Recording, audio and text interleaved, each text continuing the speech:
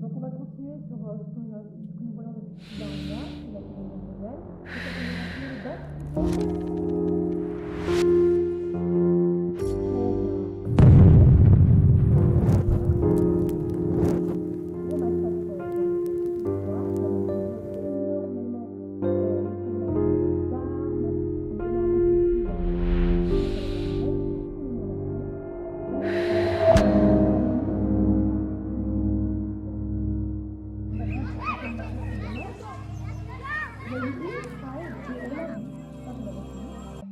Allez, allez, s'il vous plaît. Plus rapidement. Ton GSM, s'il te plaît. Allez, un petit effort. Toi aussi, ton GSM. Ton GSM, Yacine, s'il te plaît. Bonnet, casquette. Allez, s'il vous plaît, les gars. Allez. Combien de fois je dois vous le dire? Non, mais c'est pas gai, franchement. Et en plus, ça ralentit toute la classe, ça vous déconcentre et on va encore plus prendre du temps, s'il vous plaît. Alors, on arrive à la fin de la matière. C'était assez dense, je le sais bien. Mais on peut en conclure que c'est ça qui a mené au plus grand génocide que l'humanité ait connu. D'ailleurs, face à un tel massacre, il y a eu une phrase qui revenait très très souvent. Vous la connaissez. D'ailleurs, essayez de deviner la phrase. C'est une phrase qui a été très souvent répétée à la fin de la Deuxième Guerre mondiale. Plus jamais ça. Exactement. Plus jamais ça. Sauva Gaza. Pardon? Je dis Sauva Gaza, madame.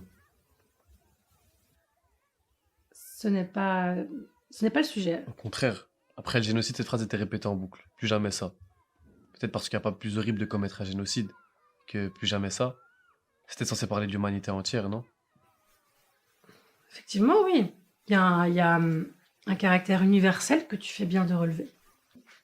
Du coup, je me demande à quoi ça sert de savoir c'est quoi un génocide si on fait jamais de parallèle avec ce qui se passe là maintenant. Ok, bon. Aujourd'hui, ici, là, maintenant, on a un cours d'histoire. D'accord? Donc, ça veut dire qu'on parle des choses du passé. Toi, tu relèves un fait d'actualité qui est en plus très sensible et très complexe qu'il faut prendre le temps d'analyser. Vous savez, madame, le sujet de l'extermination des Juifs, au moment même où on les exterminait, c'était peut-être aussi un sujet assez sensible et complexe. Certainement, oui. Mais on pourrait le voir dans un prochain cours. Là, on va terminer la matière. Je Et on va comprends pas, là, on est en plein dans le sujet. Toi, c'est sûr tu vas finir chez la directrice. Bon, chut, c'est bon. Chut.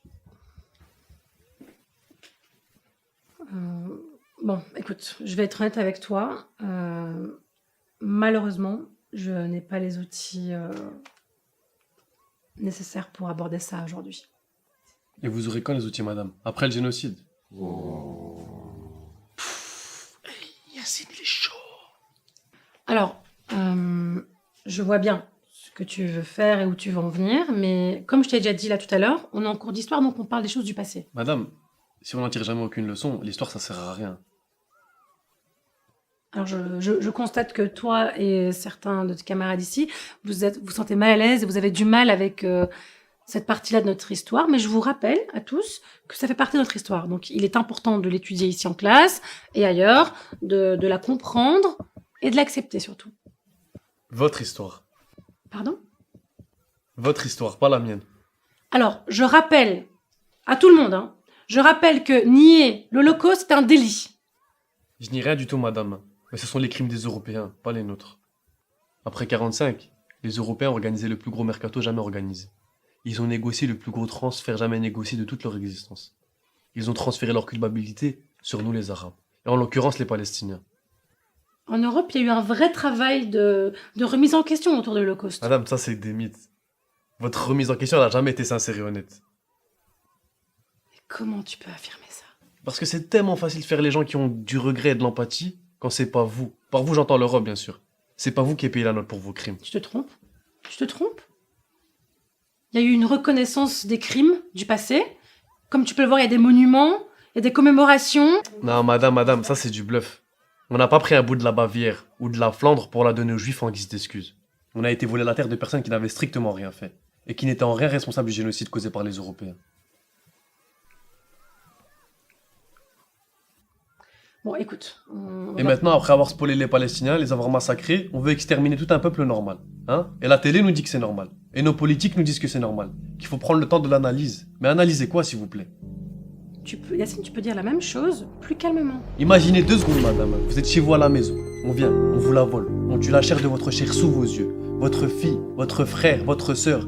Et en prime, on vous traite de terroriste. Yacine, calme-toi, s'il te plaît. Quel être humain accepterait ça? Hein? De se voir humilié comme ça, de vivre sous l'apartheid, où tout te rappelle que tu es considéré comme un animal, sur ta propre terre. De voir et d'entendre ces drones rôder continuellement sur ta tête. De te dire qu'à tout moment, c'est mort, parce qu'un gars que tu connais même pas, manette en main, a décidé que pour toi c'était foutu. Oh, tu deviens agressif là. Vous savez, madame, la vérité, c'est que les gens, ils ont pas besoin d'avoir fait des grandes études, ou de connaître l'histoire dans sa complexité. Ce que les gens ont vraiment besoin, c'est juste d'avoir du courage.